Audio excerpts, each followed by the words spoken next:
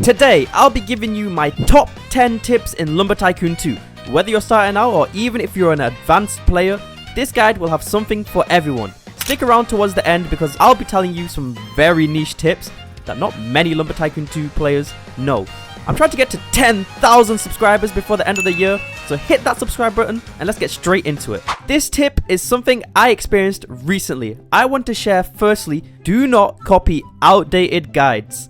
Whether it's sawmill setups or random glitches or hacks from a few years back, if you try them now, they do not work. It wasted a lot of my time when I was recording the how much money can I make in 24 hours straight in Lumber Tycoon 2.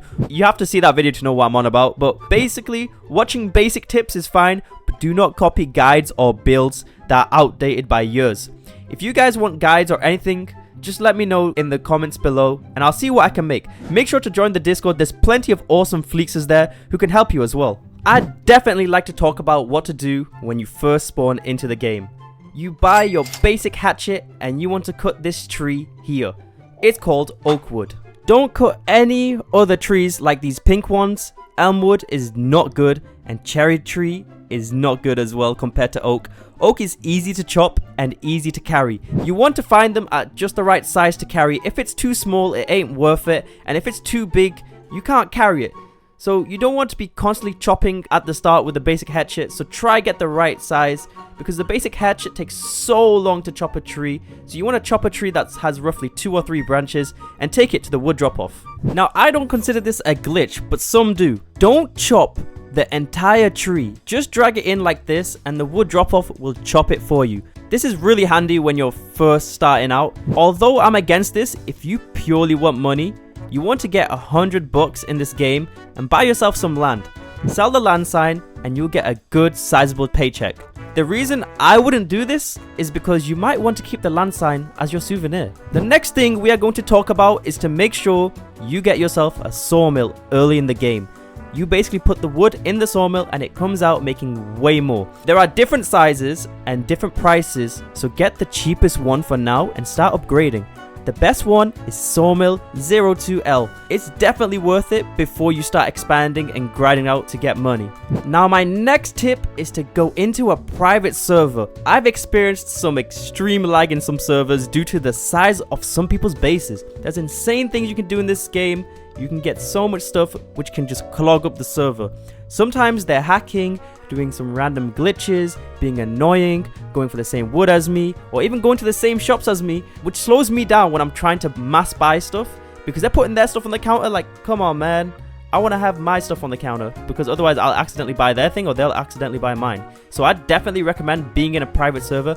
If you want any friends to join you to farm wood together, then go for it and do it in peace because they can just join you in the private server. You can turn your joins on or off, it's up to you. This game though has a massive trading aspect, which is why a lot of you would want to go to a public server. Some items are not obtainable through the game anymore and you can only get it through trading. So trade for good axes, and to be honest, there's a lot of tradable items you may want when you get into the game. So if you want to trade, don't rely on public servers. Public servers are sometimes a nightmare. You don't want to get scammed. There's unfortunately a good amount of scammers in this game who are there to ruin the fun for everybody. So if you want to trade, join Discord servers where there are verified sellers. I'll link my server in the description below. Make sure to join it. This also ties in with a tip where you may lose your dignity. Simply just ask for stuff. Don't be annoying though. No. Sometimes if you ask around in servers, you will get helped out quite a bit, as the Lumber Tycoon community is mostly, and I'm saying mostly, really nice. That's how I got the end times and maniacs right here on this account. It was very interesting how I obtained it. I got this rookie axe as well. Yeah, you can see how OP axes are in this game. Now let's talk about something practical. Getting your truck down from ledges and mountains. Rather than driving forwards or reversing fast, you want to reverse very slowly. And as soon as you have airtime, hit those brakes. You'll be more likely to land properly. If you don't land properly, let me teach you this blueprint glitch where you can flip over your truck rather than respawning. Okay, so I flipped my car here. You can see I have some wood. I do not want to respawn the car and go back to my base, which is all the way down there. So what I'm gonna do is flip my car. This is the glitch, right? So on this account, I barely have anything. But what you want to do is you want to get something very small, and then you go around here and you click to turn, You want to click turn. And there we go. We just flip it just like that. Very simple. Now let's talk about the most OP item in the game. It's the light. Every Lumber Tycoon day consists of 16 minutes of day, 8 minutes of night. That's a lot of time it will be dark. So buy the light and place it around your base. It makes your base look so much better. Doesn't even feel like it's night right now. Look at this. It does.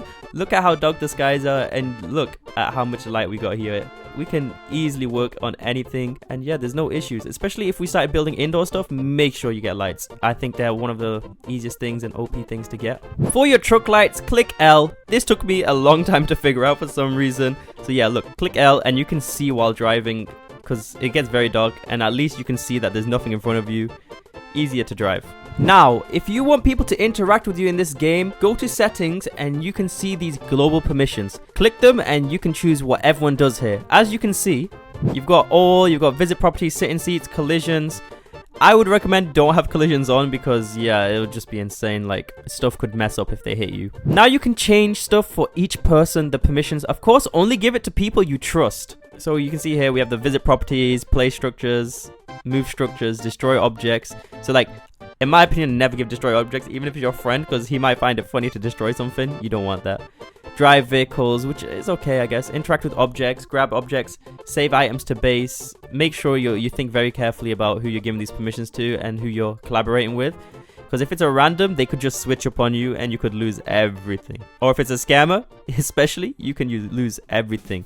So let me tell you about this time when I was recording a video. A random gave me full permission to his base when selling me an axe.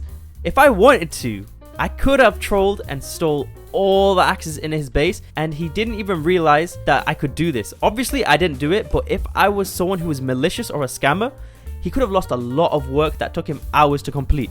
So don't make the same mistake as him. Be absolutely sure who you are whitelisting and giving permissions to. This story also reminds me that you should trade away from your base rather than at your base in case you make a mistake, as you're less likely to get more stuff stolen from your base. Now, a massive problem for a lot of people in this game is so easy to avoid. It's the glitches with the save. If you're just starting out, make sure to load into a save slot. Don't make the same mistake I made in my 24 hours grind video, because I lost a lot of money and my axes. So now with saves, you can have a maximum of 20 million per save.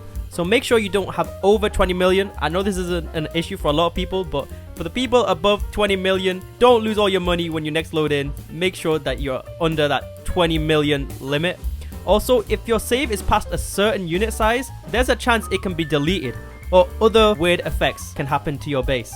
So make sure you're not past the data size limit. I think it's currently at 20 if I'm not wrong. So make sure you're not above 20 unit size. Correct me in the comments if I'm wrong with the number. But anyways, make sure you don't mess up the saves, because if you do, like, even if you load into the wrong save, you can lose a lot of stuff.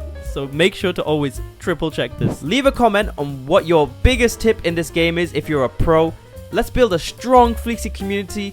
And my final tip is to subscribe. This one is the most important. Thanks for watching the video. Until next time, take care.